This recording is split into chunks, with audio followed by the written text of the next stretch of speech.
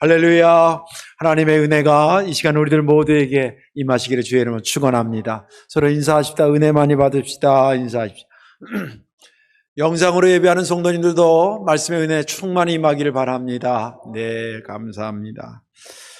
말씀의 제목 한번 따라하십시다. 내 믿음의 보약은 하나님 말씀입니다. 아멘. 믿음 되길 바랍니다. 올해 하나님께서 저희 교회에 주신 거룩한 목표는 말씀으로 믿음의 저력을 키우는 해라는 제목의 말씀입니다. 실전 사항들을 여러분들 좀 힘들지만 잘 이렇게 협력하셔서 하면 참 아름다운 해가 되지 않을까 이런 생각을 갖습니다. 하나님 말씀과 관련해서 제 부끄러운 이 간증을 하나 좀 하려고 합니다. 우리 성덕교회 교인들만 알고 다른 교회 교인들한테 얘기하지 마세요. 근데 제가 이제 82년도에 학교를 들어갔는데 저는 들어갈 때 이제 신학교 들어가면 1학년부터 4학년까지 창세기부터 하나둘씩 창세기, 출애굽기, 레위기 또 그리고 또 뭐 이렇게 해가지고 4학년 2학기 때는 요한계시록까지 해서 딱 졸업시키는 줄 알았어요. 그래서 학교를 갔는데 아이고 뭐 그게 아니에요. 갔더니 신약 분야도 뭐 구약신학, 신약신학, 성서신학이라 하죠. 기독교 윤리, 교회사, 실천신학, 그 다음에 뭐 조직신학 뭐 이런 신학들이 굉장히 많은 거예요. 그래서 그걸 이렇게 나누고 심지어는 뭐 영어, 독일어 뭐 이런까지 배우고 그래서 이제 그거 따라가는 거죠. 그리고 저희 당시에 저희 감신 학풍이 성서신학 쪽에 비중을 두지 않았고 조직신학 쪽에 비중을 많이 뒀던 학교예요. 그래서 좋게는 뭐 생각을 넓게 철학적으로 깊이 뭐 이렇게 하는 것도 있지만 성경에 대해서 좀 깊이 알 수 있는 그런 기회는 그런 도전은 많이 못 받는 그런 학풍이 있었어요. 그러니까 교수님들도 뭐 학교 커리큘럼 자체가 성경을 뭐 1독 이상은 반드시 해야 졸업을 시킨다 뭐 이런 필수학점이라든지 이런 게 있었으면 뭐 기를 쓰고라도 읽었을 텐데 그런 것도 없고 어떤 교수가 저한테 너 성경 읽었어? 어디까지 읽었어? 너 4학년 졸업할 때까지 몇 동안 해야지 뭐 이런 걸 지시를 했으면 저한테만 지시 안 한 게 아니라 다른 사람한테도 대부분 지시를 안 했어요. 그러니까 뭐 성경을 읽긴 읽었다는 생각을 하는 거지요. 그런데 뭐 구체적으로 읽지는 못하고 참 무식하게 그렇게 4년을 마치면서 성경을 한 독도 안 하고 졸업을 했습니다.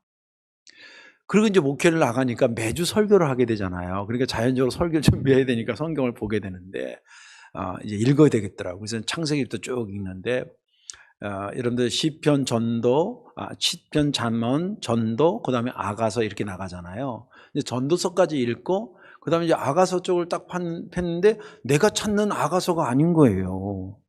이상하다고 그러고 자세히 보니까 아가서인데 제가 그때 왜 내가 찾는 아가서가 아니냐면 내가 찾는 아가서는 뭐냐면 아가서가 아니라 애가서였거든요.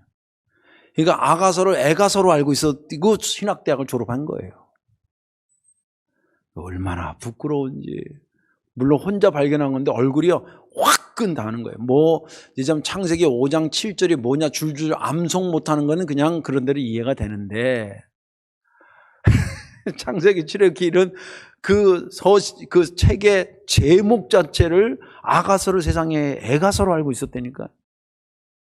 얼마나 부끄러운지 모르는 거예요. 막.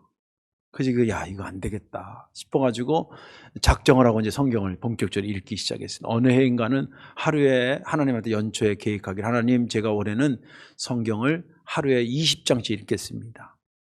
그렇게 했는데 야 이거 지키는데 너무 힘든 거예요. 어떻게다 바빠가지고 뭐 교회를 하다가 하루 못 읽었다 그 다음날 40장 읽어야 돼요. 입에서 쥐가 나려고 그래요.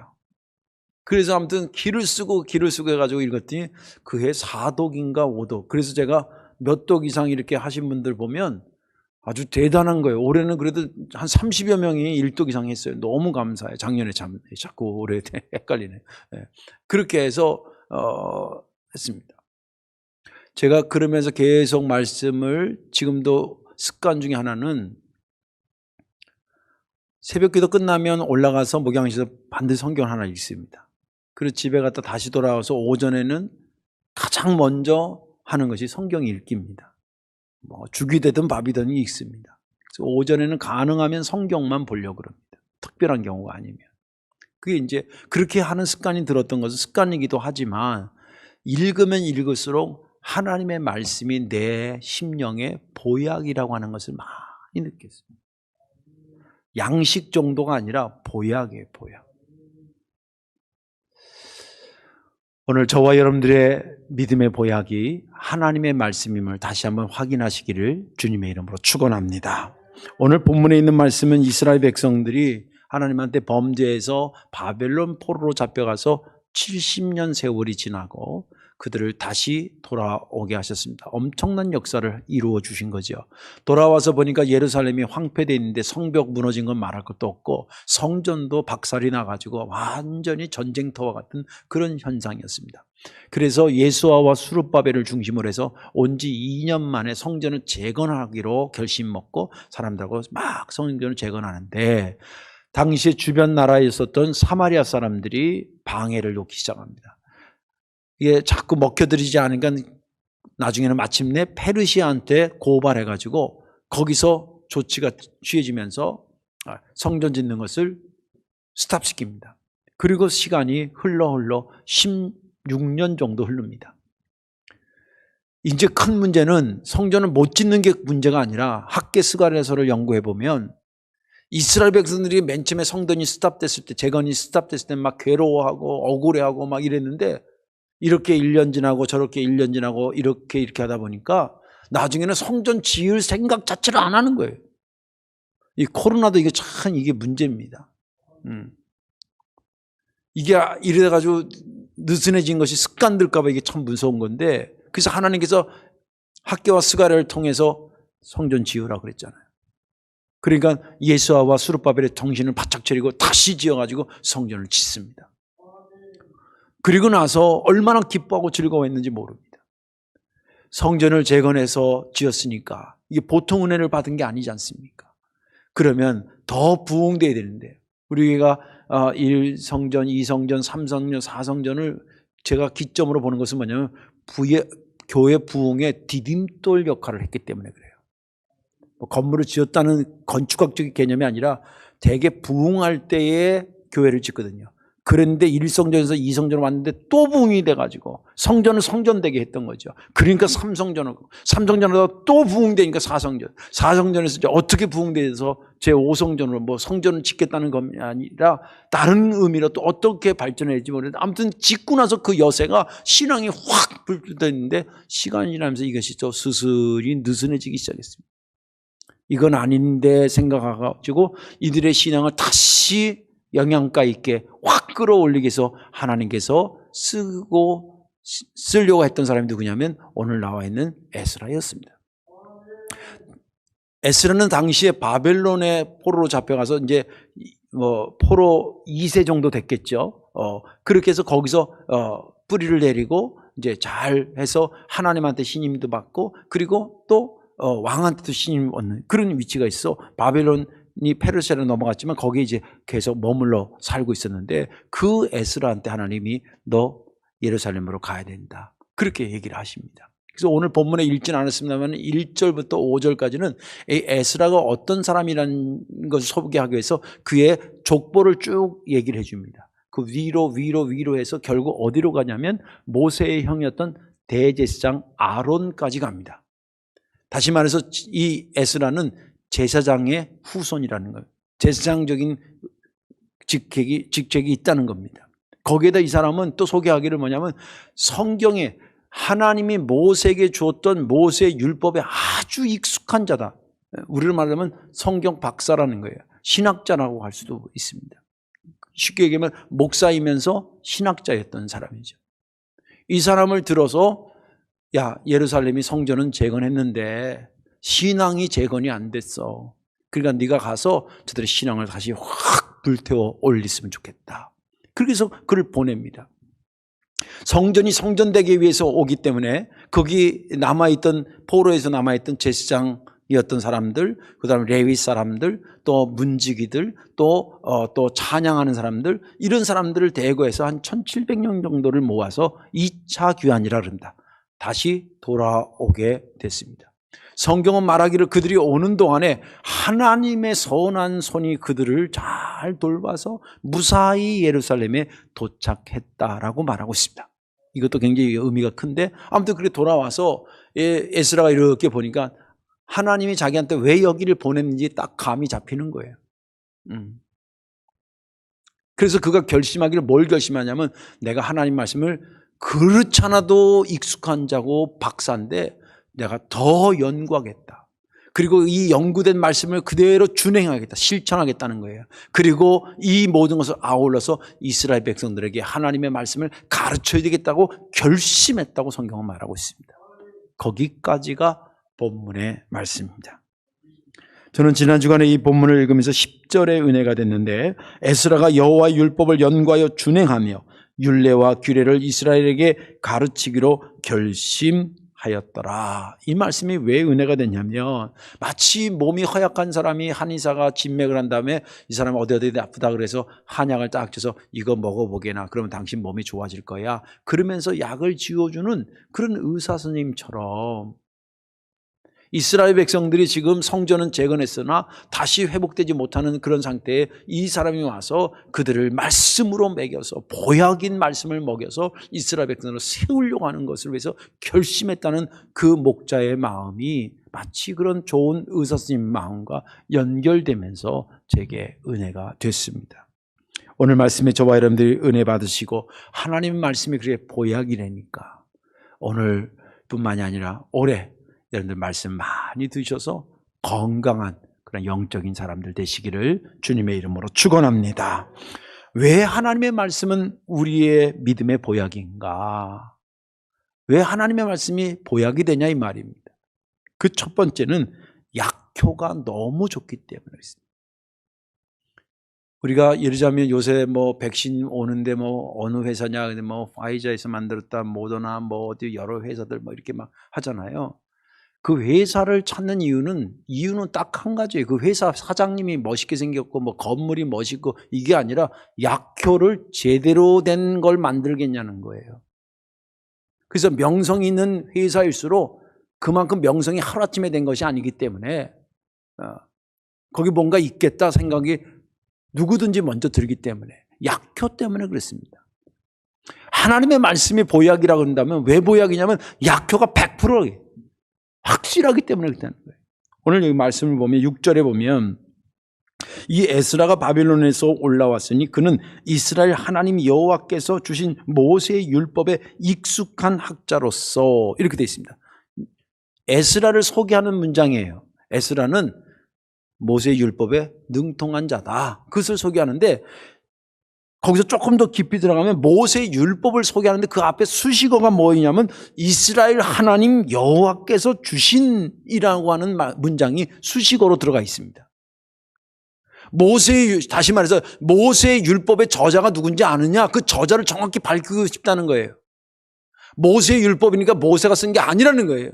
모세의 율법은 하나님께서 모세에게 줘서 모세가 쓴 거예요.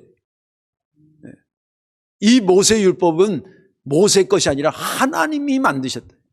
근데 왜 굳이 하나님이 말씀하신 거라고 수식어를 거기다 다룰까요? 그게 사실이기도 하지만 이 말씀의 권위와 권능이 너희들의 상상을 초월한 만큼 어마어마한 것을 소유하고 있다는 것을 내포하기 위해서 가르쳐주기 위해서 그 얘기를 하는 것입니다.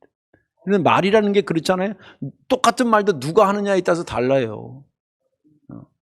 이장 아저씨가 하는 말하고 도지사가 하는 말하고 또 대통령이 하는 말하고 그 권위의 범위가 달라요. 그건 어쩔 수 없는 거죠. 여기서 그 모세의 율법을 하나님이 썼다는 걸 다 알아요. 그런데도 왜 불구하고 이스라엘 하나님의 여호와 하나님께서 주신이라고 하는 그 수식을 넣냐면 다시 한번 강조하고 있다는 거예요. 왜 강조하느냐?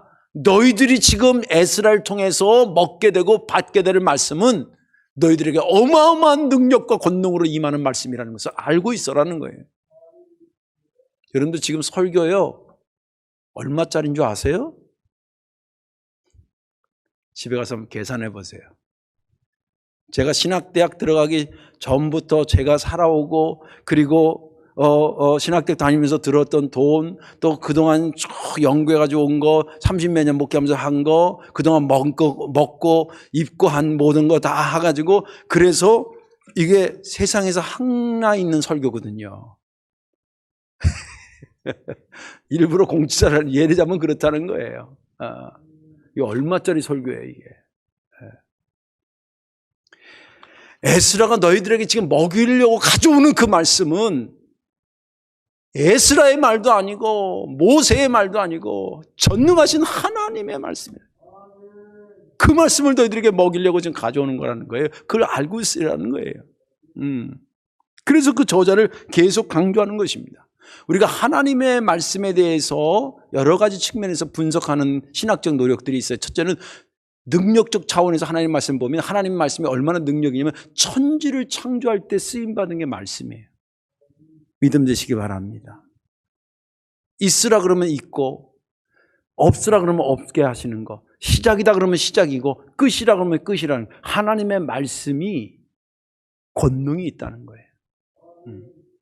두 번째는 진실성 차원에서 본다면 이 말이 진짜냐 가짜냐 그런 차원에서 하나님 말씀 분석하면 하나님 말씀은 진리라 그러잖아요. 진리라고 하는 것은요, 시간이 지나도 변질되지 않는 게 진리예요.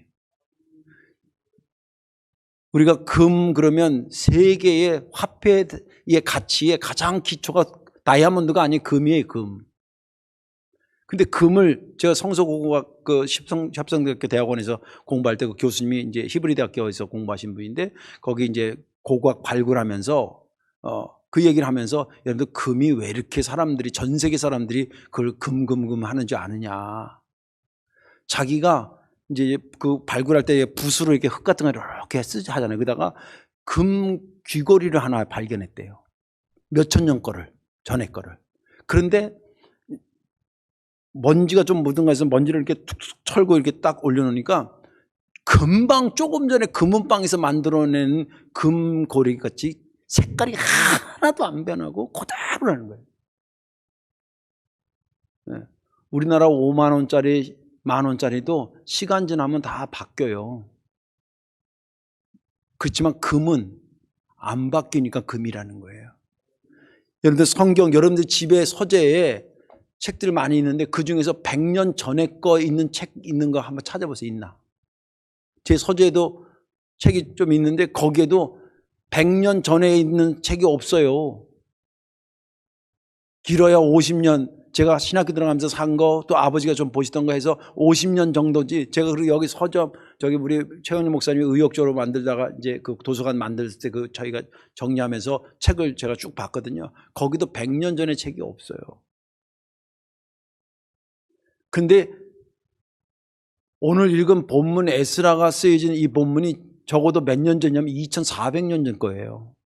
내용이 그 전에 것도 있지만 우리가 몇천 년 전의 것을 그대로 갖고 있어요. 먼지 하나 안 묻었어요. 퇴색되지 않았어요. 1.1핵도 안 바뀌었어요. 그때 그렇게 되신다고 약속하신 것이 지금 읽어도 그렇게 되는 거예요. 그래서 말씀을 진리라 그런 거예요. 수천 년 지난 책을 갖다가 전 세계 사람들이 이렇게 많이 갖고 있는 책이 어디 있어요?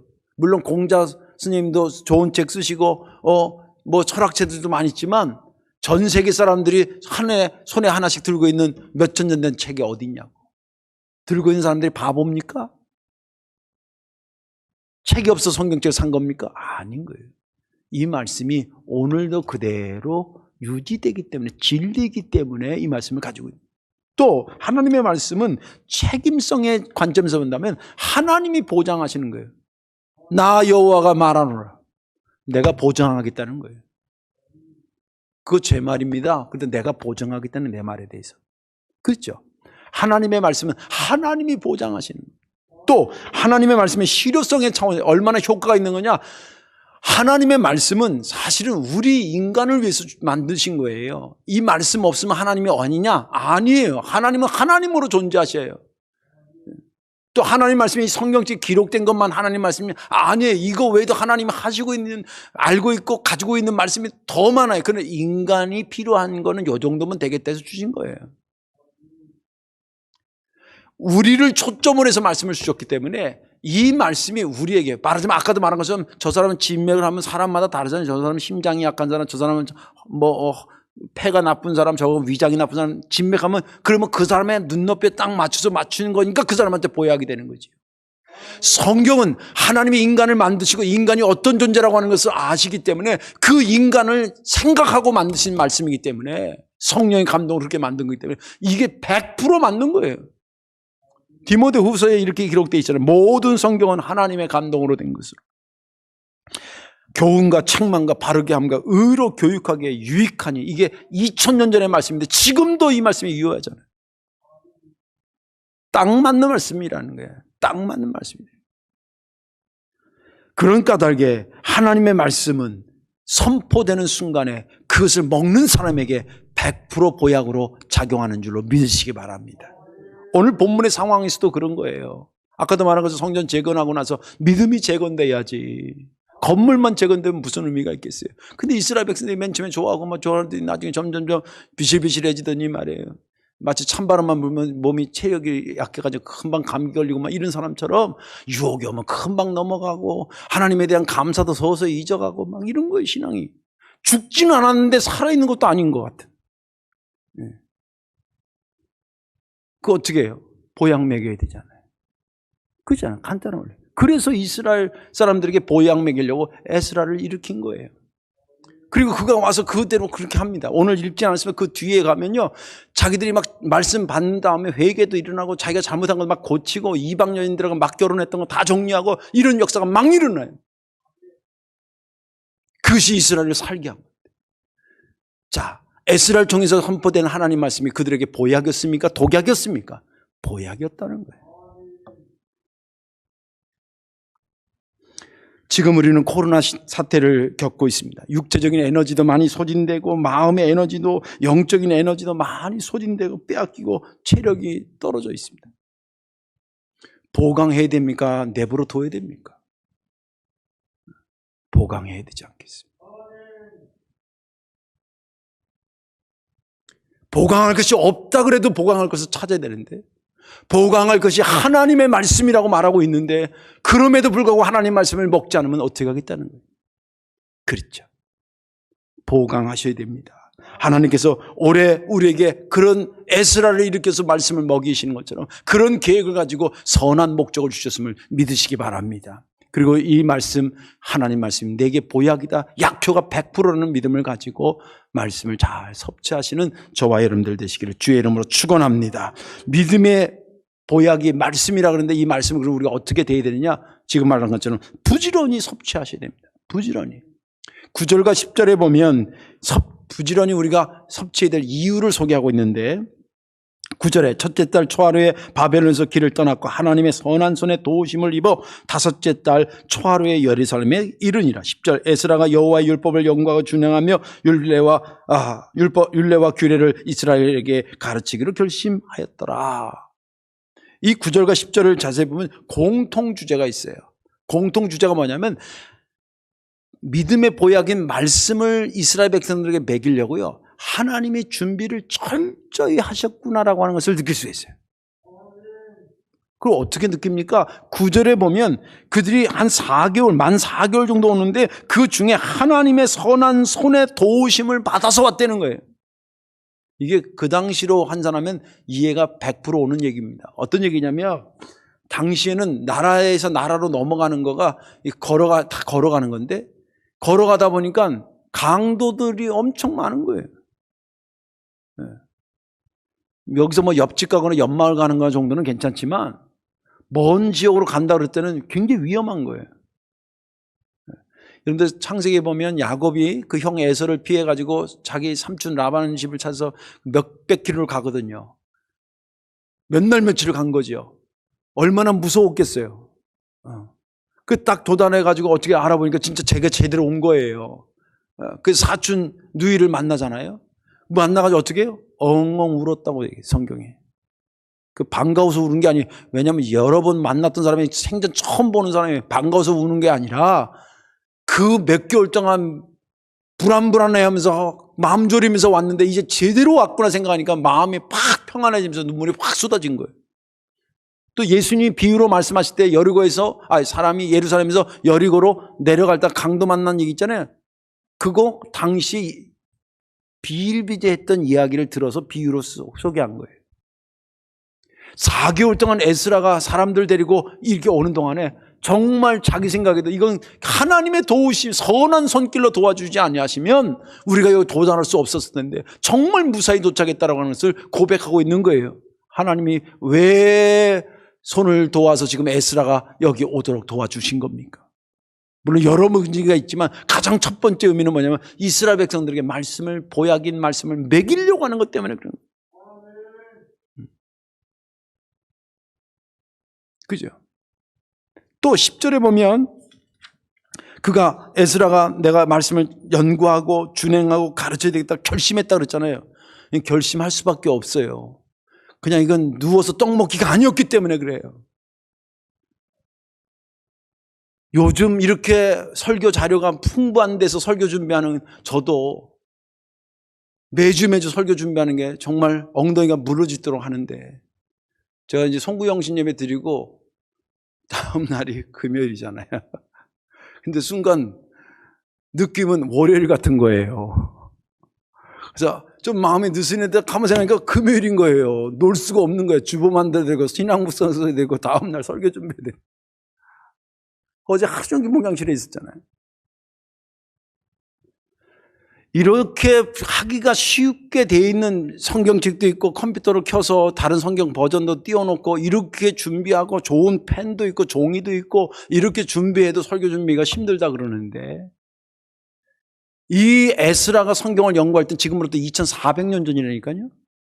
그때 성경책이요 두루마리로 해서 정말 회당에 가야 하나 볼까 말까 하는 그런 정도 귀할 때예요. 그러니까 이 사람이 말씀을 연구했다는 얘기는요, 그냥 성경책 읽었다가 아니라 모세, 창세기부터 출애굽기, 레위기, 민수기, 신명기를 외웠다는 거예요. 태초에 하나님의 말씀이 있으니라 뭐 이렇게 쭉 한 것처럼 첫째를 창조했다. 1장부터 쭉 그 실제 이스라엘 백성들의 그때 당시에 성경 연구한다 그러면 그거예요. 왜냐하면 들고 다니는 성경이 없었을 때니까 그냥 외우는 거예요, 그냥. 그리고 외우는데 그냥 우리나라 그 음률 창같이 그때에 뭐 이렇게 하는 것처럼 그 히브리어의 음률이 있어요. 그래서 그 음률에 따라서 노래 배우듯이 성경을 외우는 거예요. 그러니 얼마나 힘들었겠어요. 결심 아니고 어떻게 할 수 있었겠어요. 그리고 또 말씀만 전파하고 연구해서 전파하는 게 끝나는 게 아니라 그 말씀대로 준행했다는 그 말씀대로 산다는 거 아니에요. 어떤 목사님은 설교하는 건 그래도 설교한 대로 사는 게 어려운 거지. 어느 책에 보니까 설교학책에 그런 얘기 있더라고. 진짜 그 말이 맞아요. 설교한 대로 살려고 하는 게 이게 쉽지 않잖아요. 네. 그래서 올해 뭐 성경 씁시다, 성경 읽읍시다. 여러분들에게 선포하고 나는 안 하는 겁니까? 저도 며칠 전에 우리 아들들하고 해서 다 배분했어요. 너는 어디서부터 어디 쓰고 너는 아빠는 어디 쓰고 그렇게 해서 딱 벌써 쓰진 않지만 나도 직접 쓸 거예요. 설교한 대로 사는 게 쉽습니까? 에스라는 그렇게 하기로 결심했다는 거예요. 또 이것을 정해서 사람들을 가르쳐야 되겠다. 이 비대면 시대에 가르치는 게 참 힘든 것처럼 그 당시는 또 얼마나 어려웠겠어요. 그런데도 그러니까 결심한 거예요. 근데 그렇게 내가 연구해야 되겠다, 준행해야 되겠다, 그리고 또 가르쳐야 되겠다 결심한 것, 유일한 것은 뭐냐면 우리 백성들에게 보약인 말씀을 먹여야 되겠다는 그 생각 하나로 모든 것을 투입한 거예요. 자, 이제 남은 게 무엇이라고 생각합니까? 이스라엘 백성들이 그런 하나님의 철저하게 준비하시고 에스라가 그렇게 철저하게 준비한 걸 보면서 우리가 잘 듣고 먹어야 되겠다는 생각만 남은 거 아니겠습니까? 정말 다행스럽게 오늘 본문 뒤에 가면 그들이 말씀을 잘 귀담아 듣고 먹어요.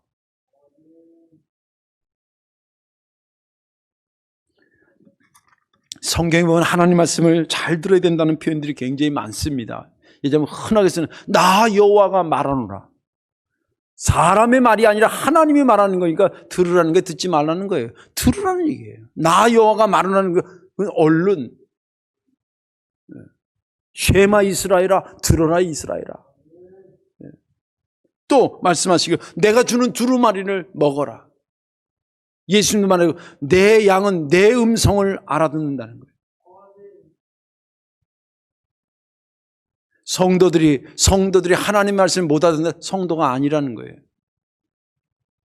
그런 얘기를 하는 거예요. 이토록 하나님 말씀을 들어라 하는 것은 뭐냐면 이 말씀이 양약이요 보약이라고 하는 것을 하나님 스스로가 아시기 때문에 그렇습니다. 그러면 우리가 할 수 있는 것은 뭐예요? 그 말씀을 계속 듣고 먹는 거예요. 계속 마음의 문을 활짝 열고, 때로는 이 말씀이 좀 씁쓸할 수도 있어요. 한약이 진짜 다 좋은데 난 냄새까지는 괜찮은데 써요, 그죠? 써요. 그러면 주시는 분들이 그래요. 아우 쓰다 그러면 아유 입에 쓴 약이 몸에 좋은 거예요. 그러면서 왜 성경은 단 것만 먹으려고 그래? 때로는 설교 때 가슴이 뭉클하고 가슴이 철렁하고 그런 설교도 들을 수가 있어요. 그래도 잘 드시면 진짜 보약이 될 줄로 믿습니다. 이제 말씀을 정리하겠습니다. 코로나가 속히 소멸되기 위해서 우리가 간절히 기도하고 있지만 사실은 언제 될지는 하나님만 아십니다. 문제는 코로나 때문에 여러 가지 소진된다는 거예요. 육체도 마음도 공허해지고 그리고 영적으로도 이게 신앙생활 이게 제대로 된 패턴으로 가도 신앙이 성장할까 말까 하는데 이 느슨해질까 봐 이게 걱정이거든요. 체력으로 말하자면 영적인 체력으로 보면 체력이 많이 다운됐습니다. 보약 드셔야 됩니다. 너무 감사하게 성경은 하나님의 말씀이 보약이라고 말해주고 있습니다. 실제 이스라엘 백성들이 에스라를 통해 주신 하나님 말씀을 먹고 삶이 생기 있게 다시 살아난 것을 우리가 보면서 우리인들 그 은혜를 사모해야 되지 않겠느냐라는 생각을 하게 되는 것입니다.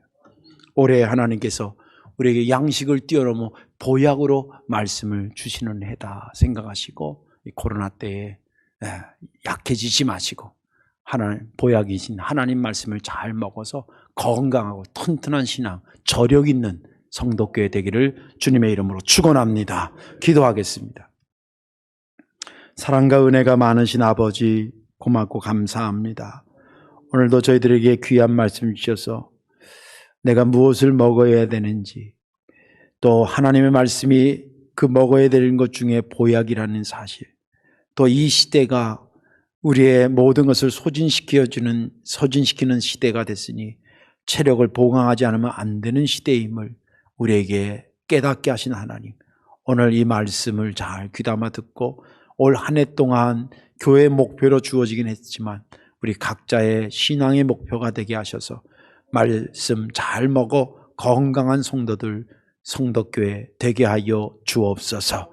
예수님의 이름으로 축복하며 기도하옵나이다. 아멘.